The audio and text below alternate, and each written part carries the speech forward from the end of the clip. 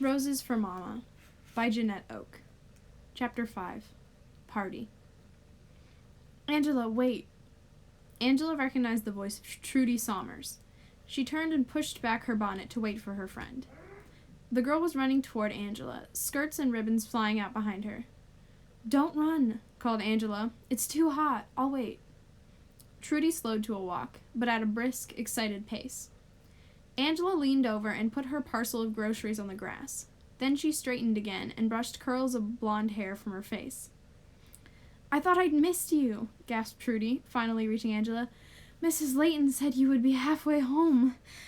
Angela laughed. "I should have been, but I stopped to see the new Willis baby." "Isn't she a darling?" said Trudy, somewhat distractedly. "She is a he," Angela smiled. "Oh, yes, well," Trudy replied, then quickly changed the subject. "I wanted to let you know that I'm having a party on Saturday night." "A party?" Angela couldn't remember when she had last been to a party. "I'd like you to come," Trudy hurried to say. "What kind of a party?" asked Angela. "Just some friends. We'll play party games and eat." She laughed. It sounded wonderful to Angela. With all her heart, she wished she could go. "I'd love to, but—" "No buts," cut in Trudy. "Everyone thinks you need to get out and have a little fun. You're only 17, you know, not 70. "Yes, but—" Angela stopped. Trudy was right. She did need a little fun. She wondered if she even knew how to have fun anymore. "I'll see if Thomas will stay with the kids," she said, but then noticed the disappointed expression on Trudy's face. "I was hoping Thomas would be able to come too," Trudy said. Angela was quick to sense the circumstances. Perhaps Thomas was the real target of the invitation. She had seen a number of young women from town watching Thomas. Some were quite bold in their nods and smiles. Angela felt sure that her mama would not have approved of such forwardness. "I'll see," Angela promised. "I'll talk it over with Thomas." Trudy's lips formed a smile again. "Good," she responded. "I'll be expecting you." She turned to leave, and Angela hoisted the heavy package and headed toward home. All the way, Angela thought about the invitation. She couldn't remember the last time she and Thomas had been to a party. She wondered if Thomas would accept. He had already taken one afternoon from his work to go fishing with Derek. "I wonder if Thomas will agree," mused Angela. "And if he does, what will we do with the children?" The rest of the day was busy for Angela. She forgot about the party until after the children were tucked into bed for the night. As she and Thomas spent a few minutes on the veranda before retiring, she remembered the invitation. "Oh, I most forgot," Angela began. "We had an invitation to a party today." Thomas laughed. "It's Saturday night. Just neighborhood friends, games and food." Thomas chuckled again. "What makes folks think we have time for partying?" he asked. "It would be fun to go," Angela ventured. "You can go if you want to," Thomas said quickly. "You won't go?" "I'm not much into partying," he replied. "How do you know?" asked Angela. "I don't remember you trying it." Thomas just shrugged. "Trudy said—" Angela saw Thomas's head lift and knew he was waiting for her to go on. "Trudy said that she hoped you would be able to come too." Thomas shrugged again, but Angela noticed something different about the movement. He was no longer laughing. He seemed to be considering the invitation. "Will you?" asked Angela. "Might not hurt this once," responded Thomas lightly. "What will we do with the kids?" Thomas looked surprised at the mention of the children. After a few moments of thought, he responded, "Guess it wouldn't hurt none for them to stay alone for a few hours. After all, they're not babies anymore. You and I were almost running things by the time we were their age." The suggestion troubled Angela. She found it hard to believe that the children were old enough to be left alone. Still, she must not coddle them, she reasoned. Papa had always been one to give added responsibility as age increased. "Maybe so, if we aren't gone too long," she said hesitantly. And so it was decided that Thomas and Angela would accept the invitation to the Summers' party. They gave careful instructions to the 3 children about what would be expected of them on their own. "Why can't I go?" fussed Louise. "The party is for older people," responded Angela, trying to keep her voice firm but gentle. "Well, I don't think it's fair," Louise continued. but a stern look from Thomas made her fall silent. "I'll have a party for some of your friends," Angela put in quickly. "I promise. We'll plan it together." "When?" asked Louise. "Just as soon as the garden is planted," replied Angela. "Sure. You just want me to help with the garden," Louise accused. "You always help with the garden," Angela returned evenly. "Well, you want me to do more. More than my rightful share. You think that I'll—" "Louise," said Thomas sternly, and Louise left the room before saying any more.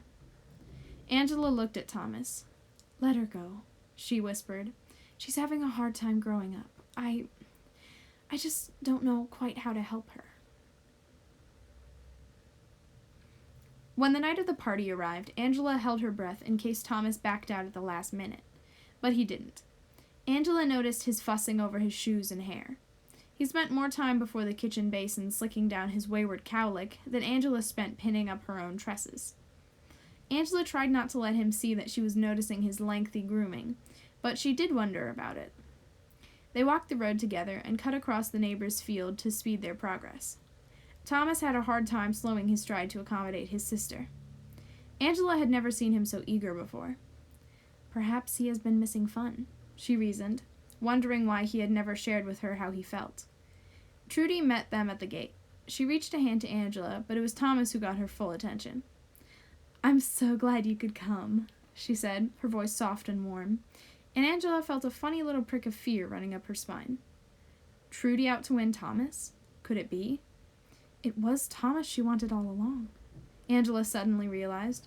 She didn't care about me at all. She just wanted to get Thomas here. Angela felt betrayed, rejected, and terribly annoyed with Trudy, even with Thomas. Thomas was smiling back at Trudy. He even allowed her to take his arm and draw him toward the circle of neighborhood friends. Angela seemed to have been forgotten. It occurred to her that she could just hoist her skirts above the dust of the roadway and make her way directly home. She was about to do so when she felt someone take hold of her arm. She was hardly in the mood to be civil, much less friendly. Who else besides Trudy might treat her as if she were some mindless dolt, like Thomas suddenly seemed to have become? "Glad you could come," said a voice at her side, and Angela recognized it immediately. "It's just Thane," she thought, relieved. "Thank you," she said, but her troubled thoughts made it difficult to control her voice. She didn't try to pull her arm away, though. If Thomas wasn't planning to be with her, it would be a comfort to have Thane nearby. Her eyes still followed Trudy and Thomas. Trudy's silly laugh floated across the yard, and she was hanging on to Thomas's arm as though her life depended on it. The part that bothered Angela was that Thomas did not seem to object. What if Trudy was successful in wooing Thomas? Who would run the farm, help raise the children? Angela cast a nervous look at the bubbling girl.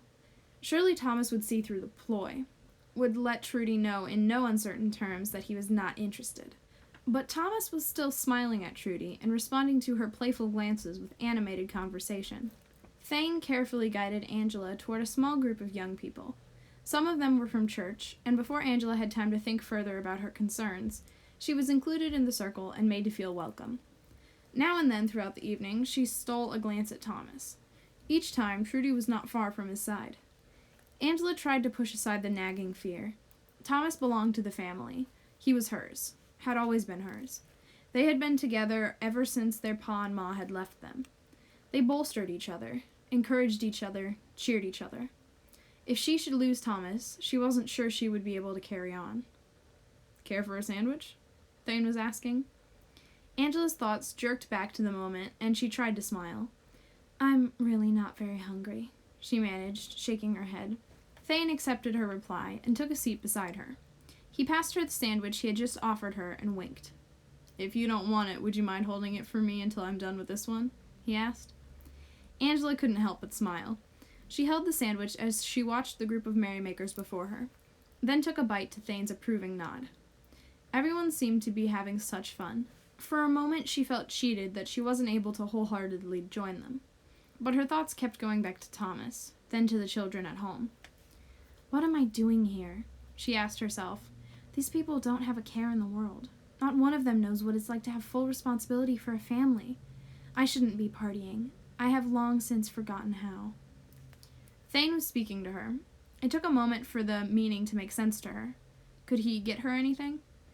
He was going to get another sandwich, since you have eaten mine, he teased. As she shook her head, she noticed the concern in his eyes.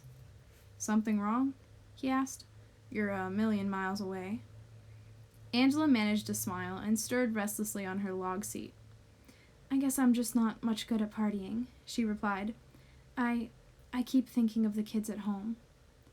Want me to walk you back? He asked. No need for old Tom to leave yet. He seems to be having himself a great time. Angela could hear the chuckle in Thane's voice. He didn't seem to have any problem with the way Thomas was carrying on. Old Tom, she said with emphasis, should remember that he needs to be up early in the morning to have the chores done in time for church. I reckon Tom won't be forgetting that, replied Thane easily. Never known him to miss church or chores yet. Thane was the only one who ever called her brother Tom. Angela didn't know why. Everyone else called Thomas by his given name.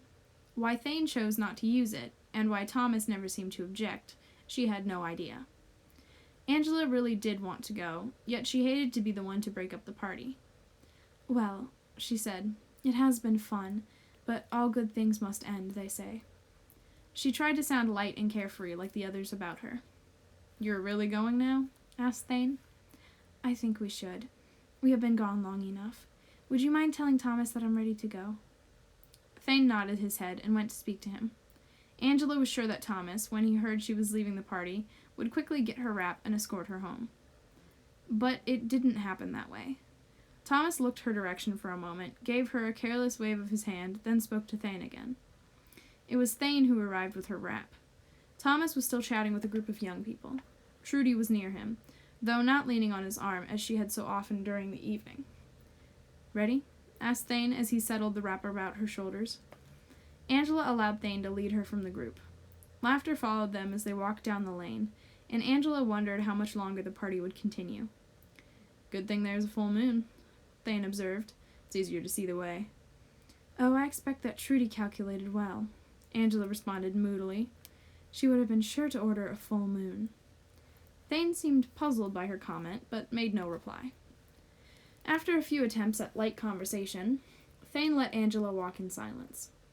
Occasionally, he reached out a hand to help her over some rough ground. She accepted without protest. She was almost as used to Thane as to Thomas. He had always been Thomas's best friend. He spent almost as much time at their house as did her own family. He was as comfortable to be with as Derek.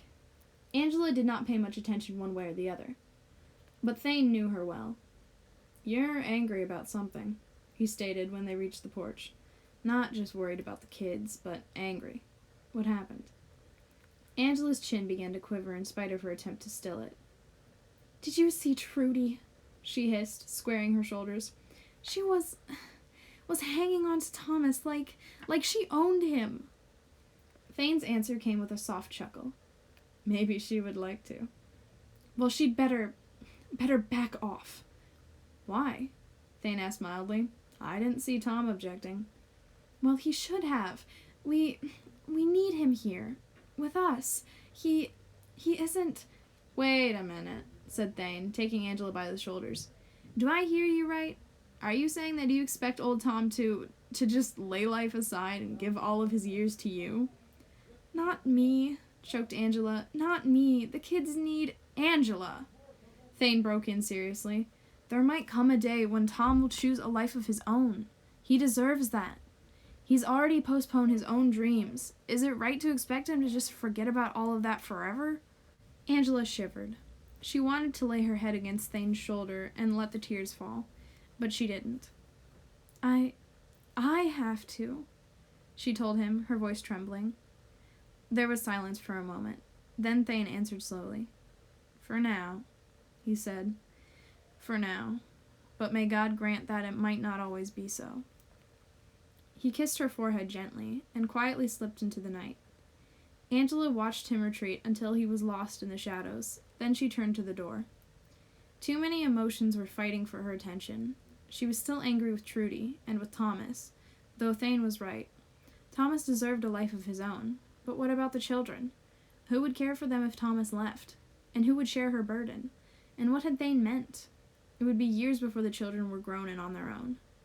Angela had no thoughts for anything but the task that still lay ahead of her. She had to raise them properly. For Mama.